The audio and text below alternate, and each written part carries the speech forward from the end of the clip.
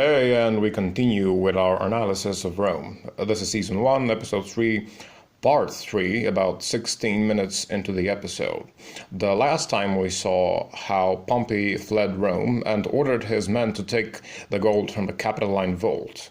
Of course, his soldiers used the opportunity to take the gold for themselves, and the apparent Pompey loyalists, who happen to be in between the traitors, are simply stabbed and thrown out to die in the Forum, just another corpse in the streets of the city. Jump back to Pullo and Varinus discussing the best ways to please a woman.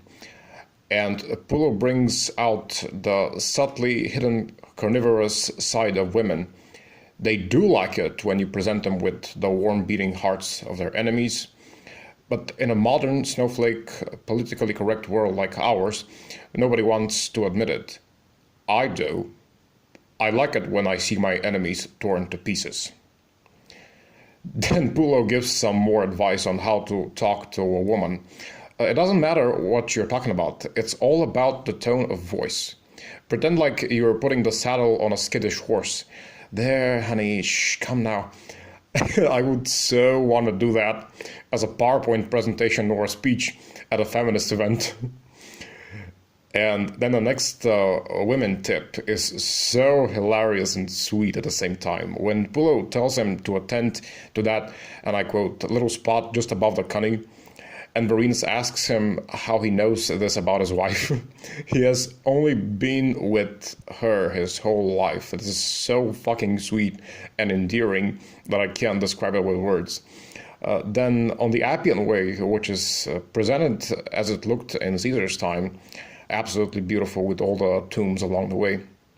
The girl Irene is walking casually, because why would that be dangerous in an ancient capital where civil war is just taking place? I mean, why would a bunch of soldiers not follow moral values and human rights? She's picked up right off the street to be taken as a sex slave.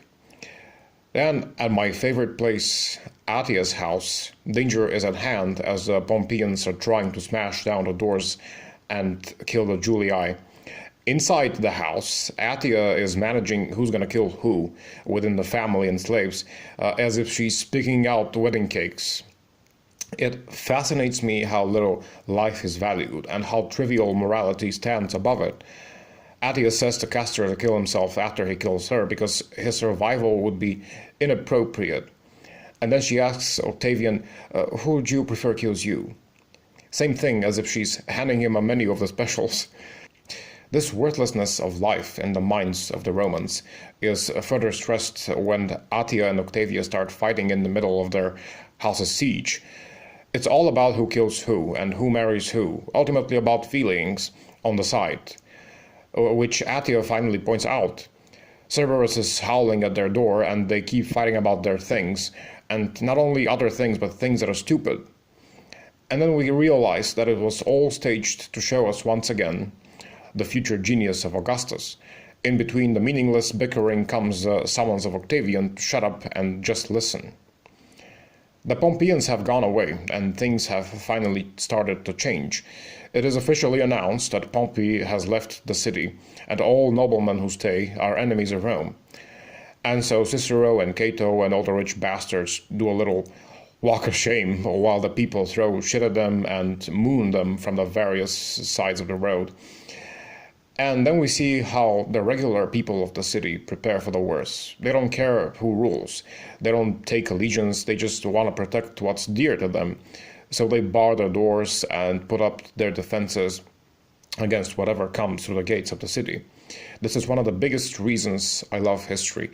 There's always two main aspects within the human storm.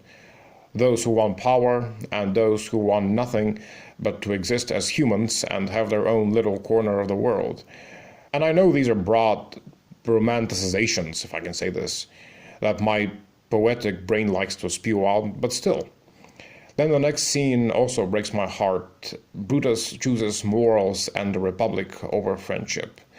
He chooses to leave Rome and to go with Pompey. His mother, though, does the exact opposite. She screws the current system, she screws current values, she screws the society of ancient Rome and society in all history. She lets all of these things go in the name of the one thing that is eternally human and unchanging throughout all ages: love. She chooses to stay, and mother and child are parted, divided and separate, just like duty and emotion. Then Atia finally decides to act and kill Glabius. But before that, we see how Octavia and him go to some sort of a love nest, meaning a brothel, where a little blind Cupid leads them to a room. So many blind slaves in this brothel, but by the way, why is that? I haven't read it anywhere, and I'm trying to figure it out by myself, but I just can't. Then Glabius is assaulted by Timon, and of course he's killed. But I mean, come on, dying at your first swing, can't you see he's gonna stab you from below? Anyway, just Hollywood. And I'll continue in part 4.